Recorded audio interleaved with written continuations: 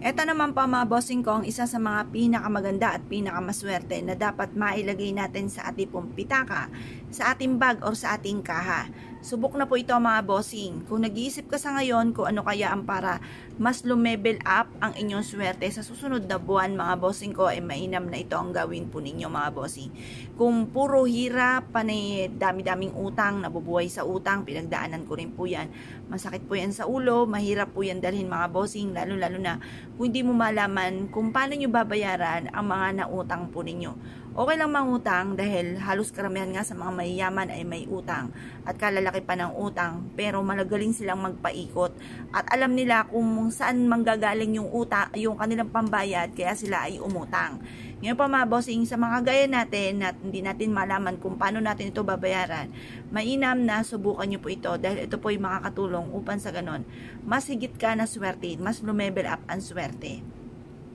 Ito pa mga bossing ko ang ating bawang, ang isa sa mga pinakamaganda, pinakamaswerte na dapat ay meron po tayo dahil makakatulong po ito upang sa ganon mas mabilis yung makamtan ko ano man po yung ninanais ninyo. Dati-dati, bagamat alam ko po ito, hindi ko siya ginagawa dahil parang wala akong time.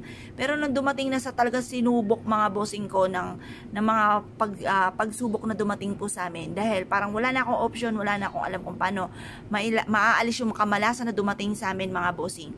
Ito lang yung nalalaman ko na napakasimple na pwede kong gawin para swertihin kami. Basta nag-focus lang ako, nag-wish po ako na bigyan lang kami ng isang pagkakataon at hindi ko ito sasayangin at talaga namang lalo ko pang sisipagan mga bossing. At yun nga po mga bossing ko ay naganap mga bossing. Kaya doon din ako naniwala ko nung salitain, ito ay nagaganap. Kaya mas mainam ang sabihin nyo yung mga magagandang salitain at yung mga pangit, ipagdasal sa mahal na Panginoon. Doon nyo sabihin, hindi ka pa na-chismis, na solusyonan pa ang problema ninyo. Bukod sa alam naman natin na alam na ng mahal na Panginoon po yan. Kaya lang minsan, kaya tayo nakikipagkwentuhan sa iba, sinishare natin kung ano yung nagaganap sa atin dahil parang punong-puno ka na, wala ka ng ibang mapagsabihan. Kung ako po sa inyo mga bossing ko, ibulong nyo po yan, sabihin nyo po yan sa mahal na Panginoon. At pagkatapos, hayaan nyo na ang mahal na Panginoon na ang kumilos para sa inyo, masolusyonan ang problema. Tapos sabayan nyo rin po ng ganito. Pero syempre mga bossing, kagaya na like ko po sinasabi sa video, kailangan po mga bossing kung gano'ng kalaki ang pangarap, ay gano'n din kalaki ang pagkayod.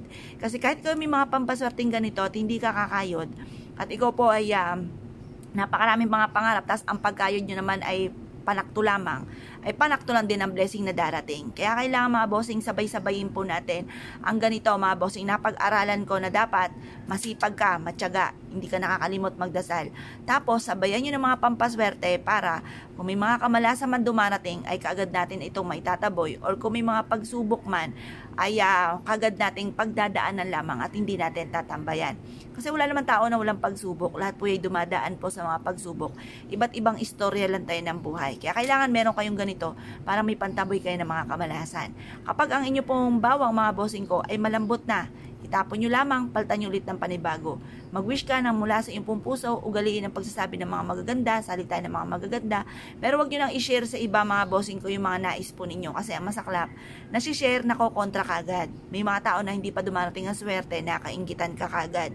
Kaya mas mainam, suluhin nyo na lang. Tapos maging positibo ka, maniwala ka na ikaw magiging matagumpay, basta dagdagan nyo palalo ang sipag at tiyaga. Huwag makakalimot magdasal at subukan nyo po ito. Proven po ito na napakaswerte. Kaya kung kayo pinaniwala at nasyo po itong gawin, ay siya mga bossing, good luck po sa inyo po lahat.